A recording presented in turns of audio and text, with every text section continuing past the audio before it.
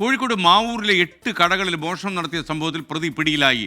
അസം സ്വദേശി ജിയാബുർ റഹ്മാനാണ് പിടിയിലായിരിക്കുന്നത്. CCTV ദൃശ്യങ്ങളുടെ അടിസ്ഥാനത്തിൽ നടത്തിയ അന്വേഷണത്തിലാണ് പ്രതി ഇപ്പോൾ പിടിക്കപ്പെട്ടത്. CCTV ദൃശ്യങ്ങൾ 24 കിട്ടി. ആ ദൃശ്യങ്ങൾ ആദ്യം നമുക്കൊന്ന് കാണാം.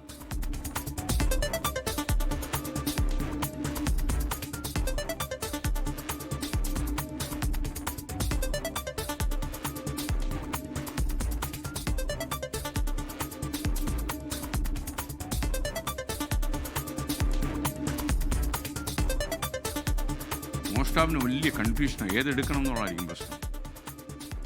ഇങ്ങനെ കൺഫ്യൂസ് ചെയ്യില്ലേ എന്നായിരിക്കും അദ്ദേഹത്തിൻ്റെ പ്രാർത്ഥന, അല്ലേ? ഷഹദ് റഹ്മാൻ കോഴിക്കോട് നിന്ന് വിവരങ്ങളുമായി ചേർന്നു. Shahad, good morning.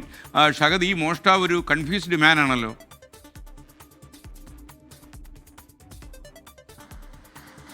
സ്വാഭാവികമായിട്ട് കൺഫ്യൂഷൻ ഉണ്ടാവും. കാരണം 8 എന്നായിരുന്നു നമുക്ക് ആദ്യം ലഭ്യമായിട്ടുള്ള കണക്ക്. ഏറ്റവും ഒടുവിൽ ലഭ്യമാകുന്ന വിവരം അനുസരിച്ച് ഏകദേശം 10ഓളം കടകളിലാണ് ഈ കള്ളൻ ആ പ്രദേശങ്ങളിൽ മാവൂരിലുള്ള കടകളിൽ കയറിയിട്ടുള്ളത്.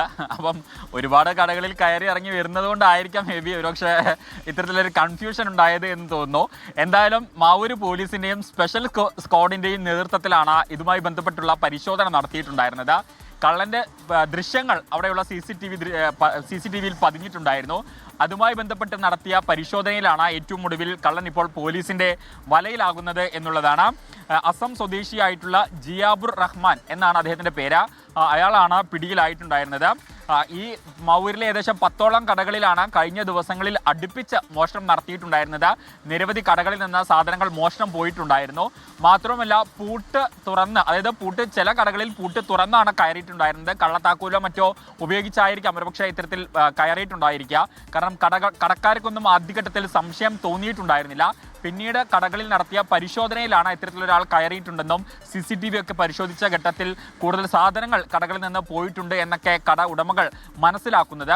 അപ്പോൾ കള്ളൻ എന്തായാലും ഇപ്പോൾ പോലീസിൻ്റെ പിടിയിലായിട്ടുണ്ട്. ഇയാളെ ഉടൻ തന്നെ കോടതിയിൽ ഹാജരാക്കും എന്നുള്ള ഒരു വിവരമാണ് നമുക്ക് ലഭ്യമാകുന്നത്. ഇതോടെ എന്തായാലും മാവൂർ പ്രദേശത്തെ ഈ മോഷണ ശ്രമത്തിന് താൽക്കാലികമാണെങ്കിൽ പോലും ഒരു അറുതി വന്നിട്ടുണ്ട്. SKN. ഓക്കെ, ഷഹദ് റഹ്മാനാണ് വിവരങ്ങൾ നൽകിയത്. പണ്ടൊക്കെ നമ്മുടെ നാട്ടുകാർ പറയുമായിരുന്നു, അവനെ കണ്ടാൽ അറിയാം കള്ള ലക്ഷണമാണ് മുഖത്ത് നിറച്ചെന്ന്. ഇപ്പോൾ ഇദ്ദേഹത്തിനെയൊക്കെ പടം കണ്ടാൽ നമുക്ക് ഒരിക്കലും മനസ്സിലാക്കാൻ കഴിയില്ല. ആളുകളൊക്കെ ഒരുപാട് മാറിപ്പോയെന്നേ.